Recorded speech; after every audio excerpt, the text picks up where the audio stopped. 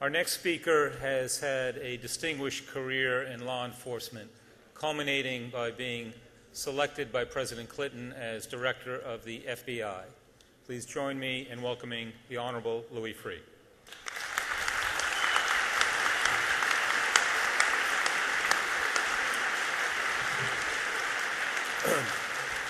Thank you very much, Ambassador Reese, President Rajavi, and my distinguished colleagues on the panel, and very importantly to the residents of Camp Ashraf. We always like to tell you and commit to you, as we have in the past, that your struggle there is now much more magnified, under much greater visibility, with a greater hope of safety and rescue than before.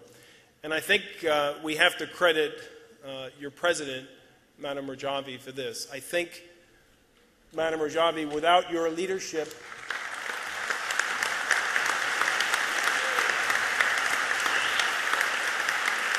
without your perseverance, without your dedication, we might very well today be watching a film of a massacre of hundreds of people at Camp Ashraf, instead of what we're trying to do, which is to work out some kind of a rescue plan and a salvation for them. And I think, Madam Rajavi, you deserve credit for that, and we thank you and salute you for that. It was a very extraordinary experience for some of us. December 12th, 2011, we found ourselves protesting in front of the White House. For former Homeland Security secretaries, former governors, former FBI directors, it is quite a strange experience. While I was out there, I got a text from the head of the Secret Service detail who said, "I understand you're outside protesting." And I said, "Yes, we are, and if possible, we'd like to come inside and speak to the President."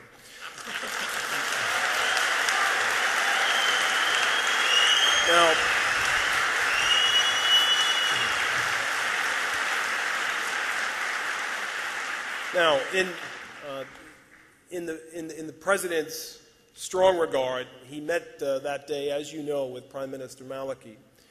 We were told by very senior officials in the Department of State that he raised Camp Ashraf, that Secretary Clinton raised Camp Ashraf.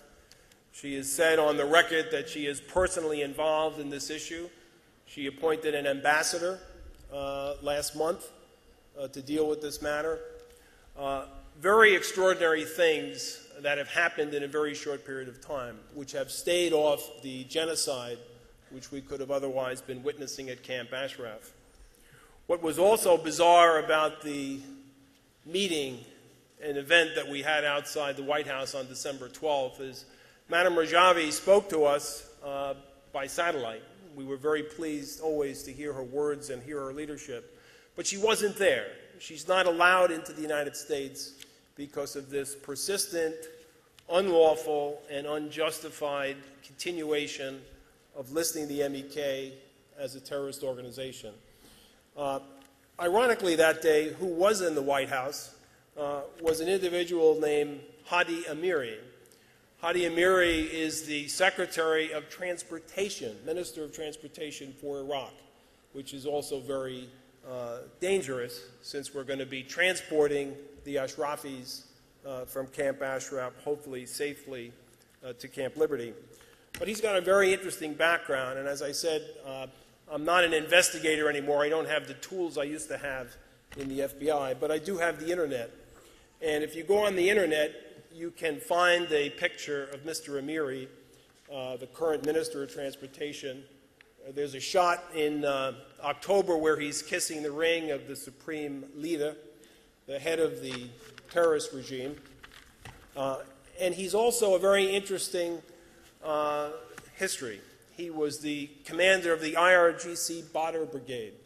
The IRGC, as you know, were responsible for, among other things, the murder of 19 American airmen at Khobar Towers in June of 1996, a Hezbollah operation conducted with the funding, guidance, planning of the IRGC, which is the external terrorist organ of the administration. I said when I was outside the White House, you know, the a couple of FBI agents would be very interested in speaking to Minister Amiri, maybe showing him some mugshots and asking him some questions. But the fact that he's in the White House meeting with the President and Mrs. Rajavi is on a satellite because she's not able to enter the United States puts into perspective the policy failure and deficiency that is continuing in the United States.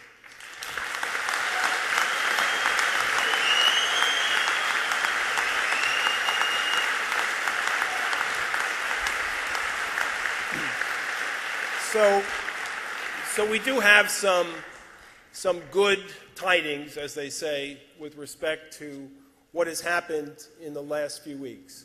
The plan to disperse the residents of Camp Ashraf around Iraq has stopped. The deadline has been moved. New ambassador has been appointed by the Secretary of State. An MOU has been signed on Christmas Day, although, as Attorney General Mukasey mentioned, a very deficient legal document in terms of protecting those people. But the details have not been worked out. The implementation of the agreed plan to move the Ashrafis to Camp Liberty and then to transit them on to safe havens outside of Iraq, everyone seems to agree on that principle now, which is an extraordinary development, a development which was accelerated by Madam Rajavi's very prompt and I think surprising volunteering of moving 400 people immediately to Camp Liberty. But, you know, there's an expression in English, the devil is in the details, and the details here are quite deficient.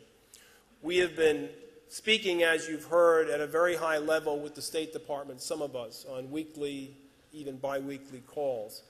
And it's clear from those conversations that there is no plan, that there is an idea and an objective, but there is no plan.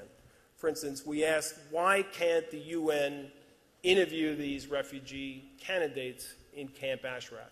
And we get the amazing and preposterous response back that the UN won't conduct the interviews there because they think it's an intimidating atmosphere.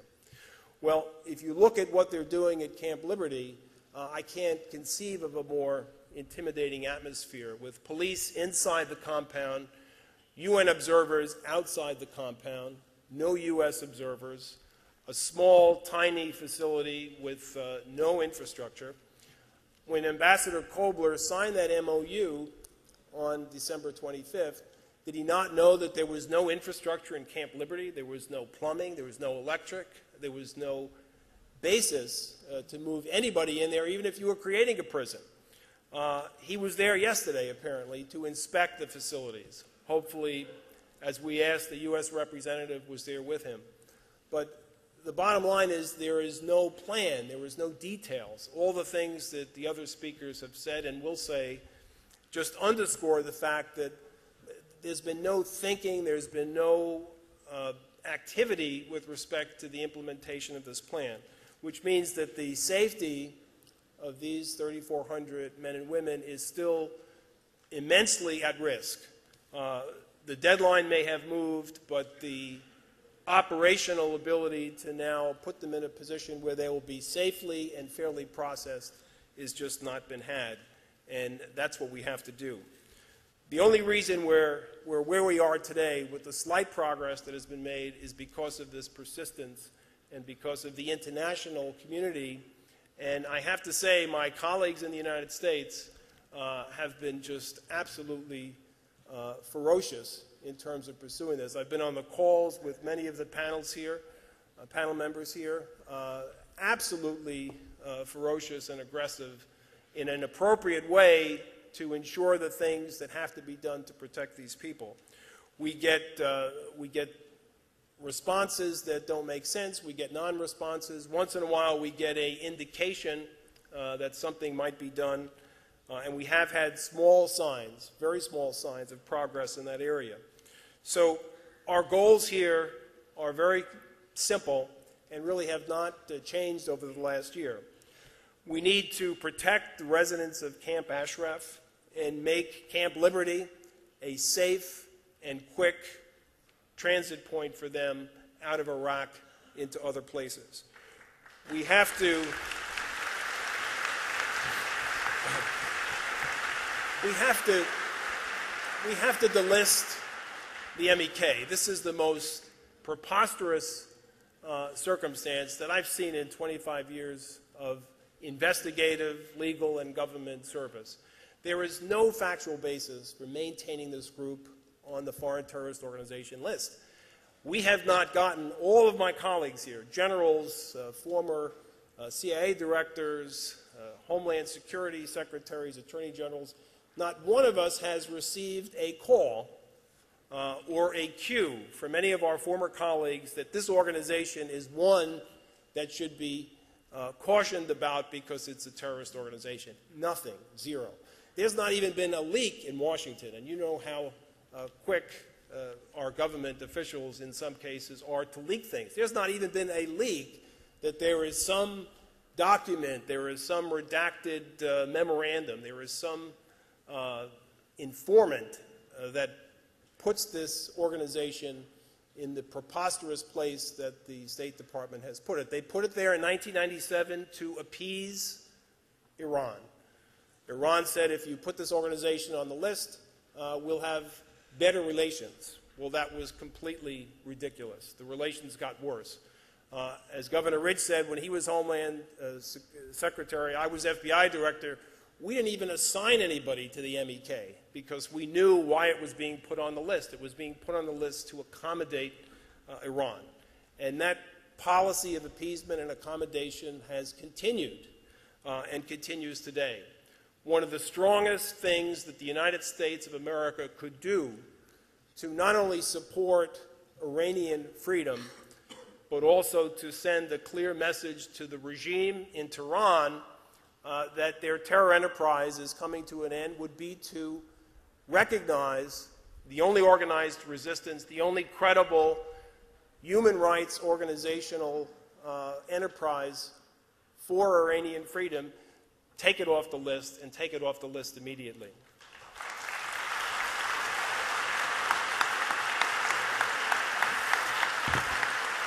So, you know, one of our conversations, I'll close with this, one of our conversations with a very senior government official went as follows. We said, look, we're not government officials anymore. We don't claim to have access to all the information you have, but everything we know, everything we've heard, commands that this organization be delisted. And we said that if the decision has already been made within the administration, I believe a decision has already been made whether to continue the listing or delist it, just accelerate that decision. You know, don't spend the next 16 months. We've already had 16 months since the Court of Appeals found the Secretary of State to have violated the due process rights of the PMOI, and 16 months of no response. If the government has made that decision, we believe that they have made the decision because there is no basis to keep the listing.